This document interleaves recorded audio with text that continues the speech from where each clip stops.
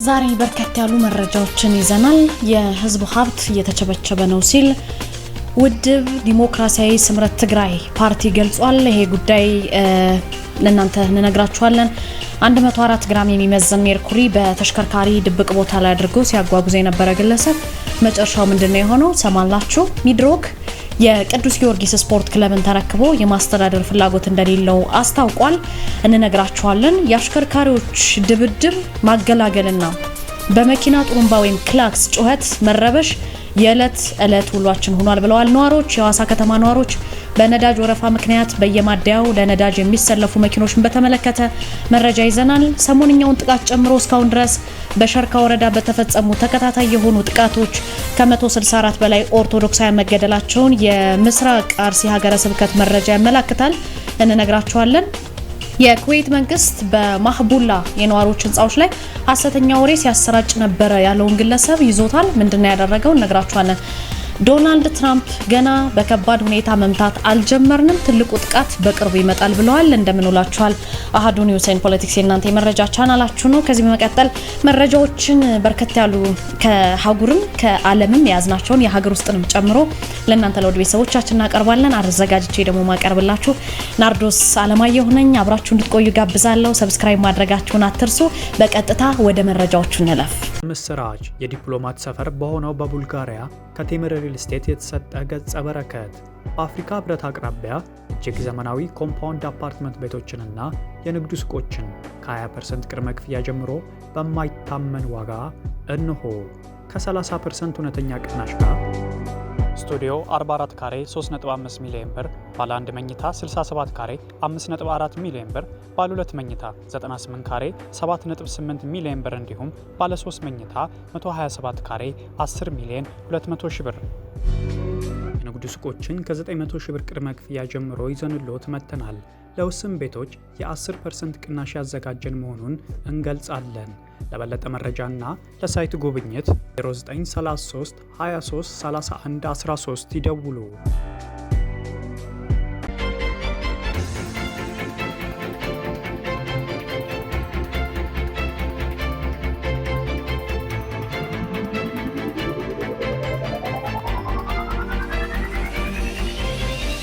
ወደ ቀዳሚ መረጃ ሳልፍ የህዝብ ሀብት እየተቸበቸበ ነው ብሏል ዲሞክራሲያዊ ስምረት ትግራይ ፓርቲ።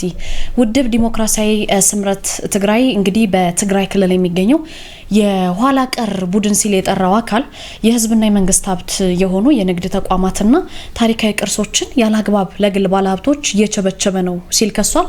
ድርጅቱ ዛሬ ባወጣው መግለጫ ይሄ ጉዳይ በአስቸኳይ እንዲቆም አሳስቧል። እንደ ስምረት መግለጫ የክልሉን በጀት ለጦርነትና ላልተገባ ዓላማ ሲያውል የቆየ ይሄ ቡድን አሁን ላይ ከፍተኛ የገንዘብ እጥረት ስላጋጠመው የሚከተሉትን ህገወጥ እርምጃዎች እየወሰደ ይገኛል ብሏል።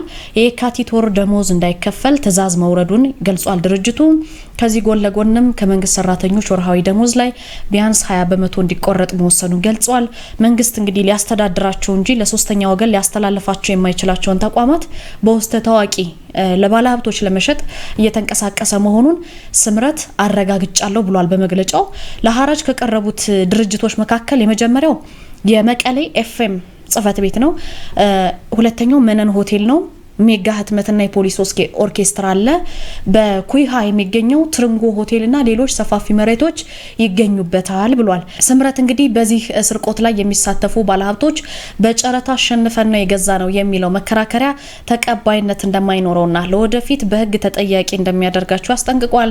በዚህ ህገወጥ ጨረታ እጁን ያስገባ ባለሀብት በትግራይ የጥፋት ጦርነት ላይ እጁ እንዳለበት ተቆጥሮ በህግ ይጠየቃል ይላል መግለጫው። ባንኮችም በማንኛውም የባንክ አሰራር ዘዴ ለዚህ ተግባር ተባባሪ እንዳይሆኑ ጥሪ ቀርቧል። በመጨረሻ መላው የትግራይ ህዝብና በተለይ ለውጥ ፈላጊ ወጣቶች ይሄ ተስፋ የቆረጠ ቡድን የክልሉን ሀብት ወደ ገደል እንዳይመራውና ባለሀብቶችም እጃቸውን እንዲሰበሰቡ በንቃት እንዲከታተሉና በጽናት እንዲታገሉ ድርጅቱ በመግለጫው ጥሪውን አስተላልፏል። 104 ግራም የሚመዝን ሜርኩሪ በተሽከርካሪ ውስጥ በድብቅ ቦታ አድርጎ ሲያጓጉዝ የነበረ አንድ ግለሰብ አለ። ያቤሎ ከተማ አስተዳደር ውስጥ 104 ግራም የሚመዝን ሜርኩሪ በመኪና ውስጥ አድርጎ ሲያጓጉዝ የነበረው ግለሰብ በስርዓት ነው የተቀጣው። የቦረና ዞን ፖሊስ መምሪያ እንግዲህ እንደገለጸው ተከሳሹ ፉአድ ናስር ይባላል። ይሄ ሰው ጥር 5 2018 ማታ 12 ሰዓት ላይ ከሞያሌ ወደ ያቤሎ ከተማ በሚነዳው ተሽከርካሪ ውስጥ የሜርኩሪ ማዕድን መኪና ውስጥ ደብቆ ወይም ሸሽጎ ሲያጓጉዝ ነው በቁጥጥር ስር እንደተያዘ የሰማነው። ይሄ ተከሳሽ ታዲያ ከሞያሌ ወደ ያቤሎ ያሽከረከረ ክሪክ ማስቀመጫ ቦታ ላይ በተሰራ ሳጥን ውስጥ ግምቱ 36 ሚሊዮን 400 ሺህ ብር የሚያመጣ 104 ኪሎ ግራም የሚመዝን ሜርኩሪ ኬላ ላይ በተደረገ ፍተሻ ነው የተያዘበት። በቁጥጥር ስር የዋለው ተከሳሹ የምርመራ መዝገቡን በማስረጃ ተጣርቶ ለአቃቢ ሕግ ተልኳል። አቃቢ ሕግ ከፖሊስ የቀረበለትን ተመልክቶ በተከሳሹ ላይ የከበሩ ማዕድናትን ለመቆጣጠርና ለማስተዳደር የወጣውን አዋጅ በመጥቀስ ክስ መሰረተበት። ክሱን ሲከታተል የነበረው ደግሞ የቦረና ዞን ከፍተኛው ፍርድ ቤት ነው። ፍርድ ቤቱ በዋለው ችሎት እንግዲህ ፉአድ ናስር ላይ በ1 ዓመት ከ4 ወር እስራትና በ5,000 ብር የገንዘብ መቀጮ እንዲቀጣ ወስኖበታል። ወደ ሚድሮክ መጣን። ሚድሮክ የቅዱስ ጊዮርጊስ ስፖርት ክለብን ተረክቦ የማስተዳደር ፍላጎት እንደሌለው አስታውቋል። የሼክ መሐመድ አላሙዲን ንብረት የሆነው ሚድሮክ እንግዲህ የቅዱስ ጊዮርጊስ ስፖርት ክለብን ተረክቦ የማስተዳደር ፍላጎቱ የለኝም ሲል አሳውቋል። ይህ ቅዱስ ጊዮርጊስ የስፖርት ክለብን ለመረከብ ፍላጎት እንዳለው ተደርጎ በተለያዩ ማህበራዊ መገናኛ ዘዴዎች የሚሰራጨው መረጃ ፍጹም ሐሰት ነው በማለት ባወጣው መግለጫ አጣጥሏል ማለት ነው። ሚድሮክ ፍላጎት የለውም። ኩባንያው በመግለጫው ቅዱስ ጊዮርጊስ ክለብን በየትኛው መንገድ ተረክቦ ለማስተዳደር አላማም ሆነ ፍላጎት የሌለው መሆኑን መግለጽ እወዳለሁ ብሏል። ስሙን በመጥቀስ እንግዲህ መሰረተ ቢስ መረጃ የሚያሰራጩ አካላት ከድርጊታቸው ከእንደዚህ አይነት ድርጊታቸው እንዲታቀቡም ኩባንያው አሳስቧል። ሚድሮክ ቅዱስ ጊዮርጊስ እግር ኳስ ክለብ ከፍተኛ የሆነ የገንዘብ ችግር ላይ እንዳለ ደጋፊዎቹ ሲገልጹ ነው የቆዩት። ገናናው የኢትዮጵያ ክለብ እንግዲህ እስከ መፍረስ ደረጃ የደረሰ ችግር ላይ መውደቁ በማህበራዊ ሚዲያ ላይ ከሰሞኑ ሲዘዋወር የተመለከትነው ጉዳይ ነው። የአሽከርካሪዎችን ድብድብ ማገላገልና በመኪና ጥሩምባ ጩኸት መረበሽ የየለት ውሏችን ሆኗል ብለዋል ነዋሪዎች። የሐዋሳ ከተማ ነዋሪዎች ናቸው ይህን ያሉት። አሽከርካሪዎች ነዳጅ ለማግኘት ተሰልፈው ማደር ከጀመሩ ወራት ተቆጥሯል። ኑሯቸውም ህይወታቸውም እንደዚህ ሆኗል ብለዋል የሐዋሳ ከተማ ነዋሪዎች። በነዳጅ ወረፋ ምክንያት በየማደያው ለነዳጅ የሚሰለፉ መኪኖችን ለመሽቀዳደም በሚያደርጉት ግብግብ የአሽከርካሪዎች የእርስ በርስ ግጭት፣ ያለ ወረፋ የሚገቡ መኪኖችን ለመቃወም ደግሞ የሚያሰሙት ከፍተኛ የጥሩምባ ወይም ክላክስ ድምጽ የየለት ውሏቸው መግለጫ መሆኑን ለሀገር ውስጥ መገናኛ ብዙሃን ገልጸዋል። በከተማዋ እንግዲህ አንዳንድ ማደያዎች ላይ ከሳምንት በላይ የሚዘልቅ የተከታታይ ቀናት ነዳጅና የቤንዚን ሰልፍ ስላለ በስራና መኖሪያ ቤቶች መግቢያና መውጫ አካባቢዎች ላይ ከሚያጋጥማቸው መስተጓጎል በተጨማሪ አሁን የሰልፉ ግብግብ እንዳሰለቻቸው ይገልጻሉ ነዋሪዎቹ። ሰልፍና ግብግብ ማታም ቀንም የማያቆም መሆኑ አሳስቧቸዋል። በከተማዋ እንግዲህ በሐዋሳ የነዳጅ ሰልፎች ባሉባቸው ማደያዎች ምናልባት እዛ አካባቢ ያላችሁ ሰዎች ተመልክታችሁ ከሆነ ተዘዋውሮ የተመለከተ የሀገር ውስጥ መገናኛ ብዙሃን ይህንን የሚያሳዩ ምስሎችንም ከዚህ በምትመለከቱት ምስል ጋር ተጋርቷል። ሐዋሳ የነዳጅ ሰልፎች ተዘውትረው ከሚታዩባቸው ከተሞች መካከል ተጠቃሽ ናት።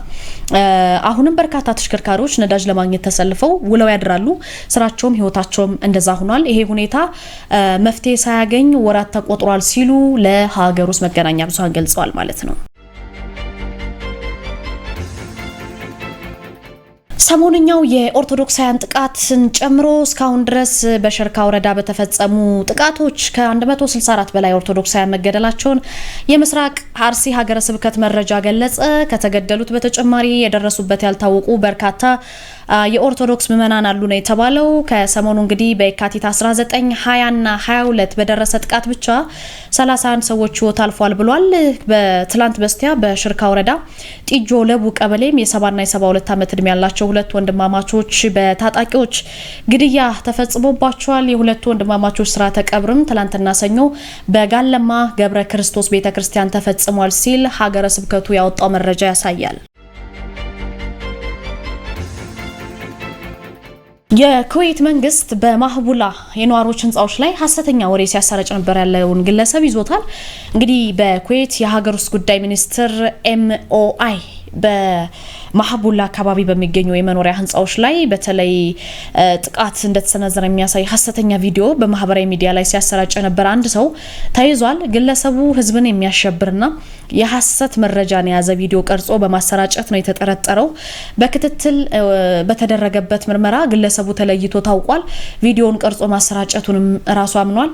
ተጠርጣሪው እንግዲህ ተገቢውን ህጋዊ ቅጣት እንዲያገኝ ወደሚመለከተው የህግ አካል ተላልፏል። የሀገር ውስጥ ጉዳይ ሚኒስቴር ማንኛውንም አይነት ሐሰተኛ ወሬ ማሰራጨት በህግ እንደሚያስቀጣ በድጋሚ አሳስቧል። በተለይ በህግ በጣም ከሚያስቀጡ ጉዳዮች አንዱ ሐሰተኛ መረጃ ማሰራጨት ነው። እንዲህ ያሉ ድርጊቶች በህዝብ ላይ መረበሽን፣ መሸበርን፣ መደናገጥን ከመፍጠራቸው በላይ የጸጥታ አካላትን ስራ እንደሚያውኩ ይገልጻል። በዚህ አካላት ላይ እንግዲህ ምንም አይነት ምህረት እንደማያደርግ አስታውቋል ድርጅቱ። ወደ መጨረሻው ዜና ሳልፍ ዶናልድ ትራምፕ ገና በከባድ ሁኔታ መምታት አልጀመርንም፣ ትልቁ ጥቃት በቅርቡ ይመጣል ብሏል። የአሜሪካው ፕሬዝዳንት ዶናልድ ትራምፕ ከሲኤንኤን ጋር ቆይታ አድርገው ነበረ።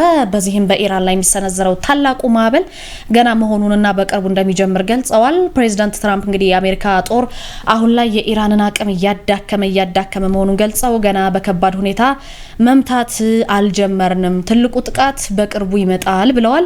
ጦርነቱ እንግዲህ ረጅም ጊዜ እንደሚወስድ እንደማይፈልጉና ቀደም ሲል 4 ሳምንታት ይፈጃል ብለው አስበው እንደነበረ ገልጸው አሁን ግን ከታቀደው ጊዜ ቀድመው ጦርነቱን ለመጨረስ የተንቀሳቀሱ መሆኑን ነው ፕሬዝዳንቱ የገለጹትና ፕሬዝዳንቱ በጦርነቱ ትልቁ አስገራሚ ነገር ያሉት የኢራን ጥቃት ያረፈባቸው የቀጠናው ሀገራት የተባበሩት አረብ ኤሚሬትስ፣ ኳታር፣ ኩዌት፣ ባህሬን፣ ዮርዳኖስ በጦርነቱ ውስጥ በንቃት ለመሳተፍ መወሰናቸውን ነው። በጣም በጥቂቱ ይሳተፋሉ ብለን ጠብቀን ነበር። አሁን ግን በከፍተኛ ሁኔታ እነዚህ ሀገራት ለማሳተፍ ወስነዋል ብለዋል። የጠቀስኳቸውን ሀገራት ትራምፕ እንግዲህ ከኒውዮርክ ፖስት ጋር ባደረጉት ደግሞ ቆይታ አስፈላጊ ሆኖ ከተገኘ የአሜሪካን የምድር ጦር ወደ ኢራን ለመላክ ያላቸውን እድል እንደማይዘጉት አረጋግጠዋል። ይህንን መረጃ የወሰድነው ሲኤንኤን እና ኒውዮርክ ፖስትን ተጠቅመን ነው። ውድ ቤተሰቦቻችን ውድ አሀዱ ቤተሰቦች ከአሀዱ ኒውስ ኤንድ ፖለቲክስ የዛሬ የካቲት 25 ቀን 2018 ለተረቡ ያዝናቸው መረጃዎች እነዚህን ይመስሉ ነበር። አዘጋጆች ያቀረቡት ናርዶስ አለማየሁ ነበርኩኝ። ሌሎች መረጃዎች ከአሀዱ ሬዲዮ ይቀጥላሉ። ከኔ ጋር ስለነበራችሁ ከልብ አድርጌ አመሰግናለሁ። በያላችሁበት ጥሩ ምሽት ይሁንላችሁ። ነጻነት ኪዳኔ ቴክኒክ አጋሪነች። ህይወቴ ጌትነት ማለዳውን እያስፈጸመች እናንተን የውድ ቤተሰቦቻችንን መልእክቶች እያስተናገደች ትገኛለች። ክብሮም ወርቁ ልሳኑን እመራለሁ። አሁን አንኳር ዘገባዎቹ ይቅደሙ። እስራኤልና ኢትዮጵያ በደህንነት ጉዳዮች ላይ በጋራ ለመስራት መስማማታቸው ተገለጸ። የእስራኤል መንግስት ከኢትዮጵያ ጋር ባለው የሁለትዮሽ ግንኙነት በደህንነት ጉዳዮች ላይ በቅርበት ለመስራት መስማማቱን በኢትዮጵያ የእስራኤል ኤምባሲ ነው ያስታወቀው። የእስራኤሉ ፕሬዝዳንት ይስሐቅ ሄርዞግ በቅርቡ በኢትዮጵያ ያደረጉትን ይፋዊ ጉብኝት በተመለከተ ከአሃዱ ጥያቄ ቀረበላቸው። በኢትዮጵያ የእስራኤል አምባሳደር ዶክተር አብርሃም ንጉሴ በጉብኝቱ ወቅት ፕሬዝዳንቱ ከከፍተኛ የመንግስት የሥራ ኃላፊዎች ጋር መወያየታቸውን ገልጸው በውይይቱም በሁለቱ ሀገራት መካከል ያለውን የደህንነት ትብብር ማጠናከር በሚቻልበት ሁኔታ ላይ ምክክር ተደርጓል ብለዋል። ውይይቱ በዋናነት በደህንነት በማህበራዊና በኢኮኖሚያዊ ትብብሮች ላይ ያተኮረ እንደነበርም ገልጸዋል። በደህንነት በኩል ደግሞ በዚህ በቴክኖሎጂውንም ወደዚህ በማምጣት በመከላከያ ኃይልም ሆነ በፖሊስም ሆነ በሳይበር ደህንነትም ሆነ በዚህም ደግሞ ሁለቱ አገሮች የጋራ ህልውናቸውን ለማስጠበቅና የጋራ አንድነታቸውን ደህንነታቸውን በማስጠበቅ በኩል የልምድ ልውውጥ ለማድረግ በዚህ ሁኔታ ላይ እንግዲህ እነዚህን ሂደቶች ሁሉ በበለጠ የእሳቸው ጉብኝት የበለጠ ትርጉምና የበለጠ ድጋፍ ይሰጣል፣ ያበረታታል ማለት ነው። ወቅታዊው የመካከለኛው ምስራቅ ውጥረት የውይይቱ አጀንዳ ነበር ወይ በሚል አሃዱ ላቀረበላቸው ጥያቄ አምባሳደሩ ጉዳዩ የጉብኝቱ አጀንዳ አልነበረም የሚል ምላሽ ሰጥተዋል። አምባሳደር አብርሃም ንጉሴ ያክለውም ኢትዮጵያ በምስራቅ አፍሪካ ቀጠና የእስራኤል ብቸኛና ታማኝ አገር መሆኗን ገልጸዋል። ይህ የቆየ ዲፕሎማሲያዊ ግንኙነትም ስትራቴጂካዊ በሆኑ ጉዳዮች ላይ ተጠናክሮ እንደሚቀጥል ተናግረዋል። ኢትዮጵያ የሆርሙዝ ሰርጥ መዘጋት ሊያሳድርባት የሚችለውን ኢኮኖሚያዊ ጫና ለመቋቋም የአፍሪካ ሀገራትን አማራጭ የንግድ መዳረሻ እንድታደርግ የምጣኔ ሀብት ባለሙያዎች አሳስበዋል። በመካከለኛው ምስራቅ እየተባባሰ የመጣውን ግጭት ተከትሎ የዓለም የንግድ መተላለፊያ የሆርሙዝ ሰርጥ መዘጋቱ በኢትዮጵያ ኢኮኖሚ ላይ ከፍተኛ ተጽዕኖ እንደሚያሳድር ተገልጿል። አሃዱ ሬዲዮ የንግድ መስመሩ መዘጋቱ የሚያስከትለውን ጉዳትና መወሰድ የሚገባውን አማራጭ በተመለከተም ባለሙያዎችን አነጋግሮ ነበር። የፓን አፍሪካ ንግድ ምክር ቤትና ኢንዱስትሪ ዋና ዳይሬክተር የምጣኔ ሀብት ባለሙያው አቶ ክቡር ገና ለአሃዱ ሬዲዮ እንደተናገሩት ሰርጡ ኢትዮጵያ ነዳጅን ጨምሮ መሰል ምርቶችን የምታስገባበት ዋና የንግድ ኮሪደር በመሆኑ መዘጋቱ ከፍተኛ ጉዳት እንደሚያደርስ ተናግረዋል። የዓለም ፖለቲካ ተለዋዋጭ በመሆኑም ኢትዮጵያ ጫናው ሳይበረታባት ለንግድ እንቅስቃሴዋ እንደ ጋና፣ ናይጄሪያና ጅቡቲ ባሉ የአፍሪካ ሀገራት ላይ ማተኮር ይገባታል የሚል ምክረ ሀሳብ አቅርበዋል። ኢትዮጵያ እንደሚታወቀው በአብዛኛው ነዳጇን የምታስገባው በተለይ ደግሞ ሳውዲ፣ ኩዌት፣ ዩናይትድ አረብ ኤሚሬት ስለሆነ የነዚህ መዘጋ ከፍተኛ ደረጃ የኢትዮጵያን ነዳጅ የማግኘት ሁኔታ ሊያሰጋው ይችላል ተብሎ ይገመታል። ችግር ሲከሰት በተፈለገው ፍጥነት ሎጂስቲክስ ወይም ግብይት ለመለወጥ ያስቸግራል። ዞሮ ግን መስተካከል አለባቸው የሚባሉ ጉዳዮች በተለይ ደግሞ ነዳጅ ማከማቻ ጅቡቲ እና አዲስ አበባ ኮሪዶር ላይ እሱን ለማጠናከር የሚቻልበትን መንገድ መፈለግ አንዱ መፍትሄ ሊሆን ይችላል። ሁለተኛ የሚገኙ ሀገራችን የኤሌክትሪክ ተጠቃሚ እንደመሆኗ መጠን በተለይ ደግሞ የዚህ አሁን ይጀምራል ተብሎ የሚጠበቀው ሬኔሳንስ ግድብ እሱም ስራውን ለመጀመር የሚያስችልበትን ሁኔታ ማጠናከር ያስፈልጋል። የምጣኔ ሀብት ባለሙያው ዶክተር ቆስጠንጢኖስ በርሀ ተስፋ በበኩላቸው የሆርሙዝ ሰርጥ መዘጋት የዓለምን ኢኮኖሚ የሚያዋዥቅና በኢትዮጵያ ላይም አሉታዊ ጫና የሚያሳድር እንደሆነ ገልጸዋል። ኢትዮጵያ ከአፍሪካ ሀገራት ጋር ያላትን ዲፕሎማሲያዊ ግንኙነት በማጠናከር በተለይም እንደ ናይጄሪያ ካሉ ነዳጅ አምራች ሀገራት ጋር የንግድ ግንኙነት መፍጠር እንደሚገባት ተናግረዋል።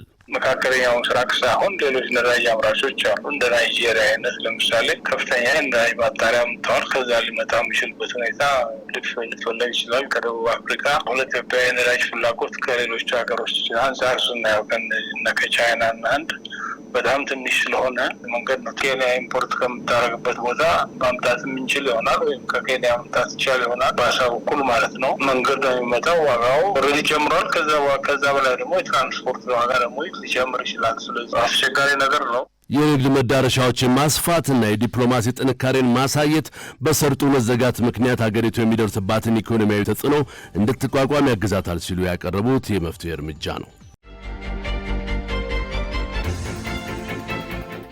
በክሪፕቶ ከረንሲ አማካኝነት ከፍተኛ መጠን ያለው ገንዘብ ከሀገር እየወጣ እንደሆነ ብሔራዊ መረጃና ደህንነት አገልግሎት አስታውቋል። የአገልግሎቱ የመምሪያ ኃላፊ አቶ ቦንያ ለማ ለአሃዱ ሬዲዮ እንደተናገሩት መሰረታቸውን ኢትዮጵያ ውስጥ ያላደረጉ የዲጂታል የገንዘብ ማከማቻዎችን ወይም ዋሌቶችን በመጠቀም ሀብት የማሸሽ ድርጊት እንዳለ ተረጋግጧል። ኃላፊው ከሀገር የወጣው የገንዘብ መጠን ከፍተኛ መሆኑን ገልጸው ችግሩን ለመቆጣጠር ከተቋሙ የፋይናንስ ደህንነት መምሪያ ጋር በቅንጅት እየተሰራ እንደሚገኝም ጠቁመዋል። ከኢትዮጵያ በህገ ወጥ መንገድ የወጡ ሀብቶችን ለማስመለስ አገልግሎቱ ከዓለም አቀፍ ተቋማት ጋር ግንኙነት መጀመሩን አቶ ቦንያ ገልጸዋል። ሌላው አሁን ላይ እየመጣ ያለው የዚህ የዲጂታል ገበያ ህገ ወጥ መልኩ የሚገኝ ገንዘብ ወደ ክሪፕቶ ኦር ወደ ተለያዩ የዋሌት አማራጮች ስፔሻሊ የቢናንስ በጣም በርካታ የዋሌት አማራጮች ኢትዮጵያ ውስጥ ያልሆኑ መሰረታቸውን ወይም ኢትዮጵያ ውስጥ ያላደረጉ የዋሌት አማራጮችን በመጠቀም የማሸሽ ሁኔታዎች እንዳሉ መረዳት ይችለናል ማለት ነው። ብዙ ነው የሚሸሸው ሀብት ቀላል አይደለም። ከዚህ ሀገር ውስጥ ይህ ሀብት ይሸሻል ወይ ብሎ ለማወቅ ለእንትን ለማለት ራሱ ያስደነግጣል አንዳንዱ ሲታይ ማለት ነው። ይህንንም ከመቆጣጠር አንጻር በአይዲ ነንበራቸው አይደንቲፋይ አድርጎ ከዚህ ከፋይናንስ ደህንነት ጋር በመሆን ትሬስ የማድረግ ስራዎች እየተሰሩ እንዳሉ አውቃለሁ። በዓለም አቀፍ ደረጃም ጥሩ ግንኙነቶችን በመፍጠር የወጡ ሀብቶችን የሚመለሱበትን የሸሹ ሀብቶችን ከማስመለስም አንጻር የሚሰሩ አጠቃላይ ጥሩና መልካም ጅማሮች አሉ። ድርጊቱ ለመከላከልም በሰው ሰራሽ አስተውሎት የሚሰሩ ካሜራዎች ጥቅም ላይ እንደሚውሉ ተናግረዋል። የዲጂታል ገበያው በህገ ወጥ መንገድ የሚገኝ ገንዘብን ወደ ዋሌት በመቀየር በቀላሉ ከሀገር ለማውጣት እድል እንደሚሰጥም ነው ኃላፊው የተናገሩት። ቁጥጥሩን ይበልጥ ውጤታማ ለማድረግም በፋይናንስ ደህንነት ላይ ከሚሰሩ ዓለም አቀፍ ተቋማት ጋር በትብብር እየተሰራ እንደሆነም ተገልጿል።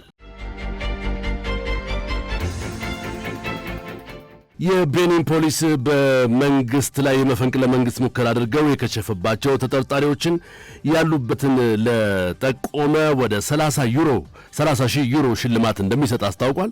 ከወራት በፊት በቤኒን ማዕከላዊ መንግስት ላይ የመፈንቅለ መንግስት ሙከራ ተደርጎ መክሸፉ የሚታወስ ሲሆን ሙከራ አድራጊው ቡድን የት እንደተደበቀ ለሚጠቁም ማንኛውም ግለሰብ 30,000 ዩሮ ሽልማት እንደሚሰጥ የሀገሪቱ ፖሊስ አስታውቋል።